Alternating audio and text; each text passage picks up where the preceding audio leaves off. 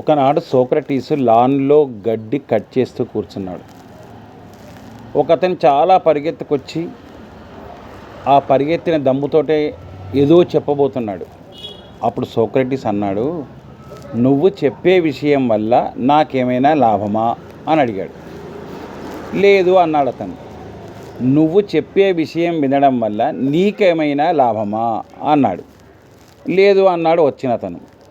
నువ్వు చెప్పే విషయం వినడం వల్ల నీకు కానీ నాకు కానీ లాభం లేకపోగా ఆ వార్తలో ఉండే మనిషికి ఏమైనా లాభమా మనం ముచ్చటించుకోవడం వల్ల అని అడిగాడు.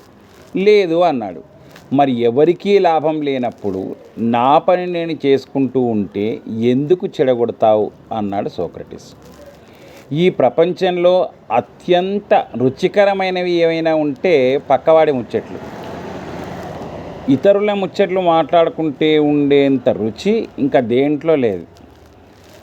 అడ్డెడు ప్యాలాలు బుక్కితే అండ్లేం లేదు, వాడి వీడి విషయాలు మాట్లాడితే ఇండ్లేం లేదు అని సామెత. అందుకే పక్కవాడి విషయాలన్నీ వదిలేసి కేవలం మనపైనే మనం ధ్యాస ఉంచితే ఇప్పుడు అభివృద్ధి చెందిన దానికంటే ఇంకా ఎక్కువగా అభివృద్ధి చెందవచ్చు. ఏమంటారు?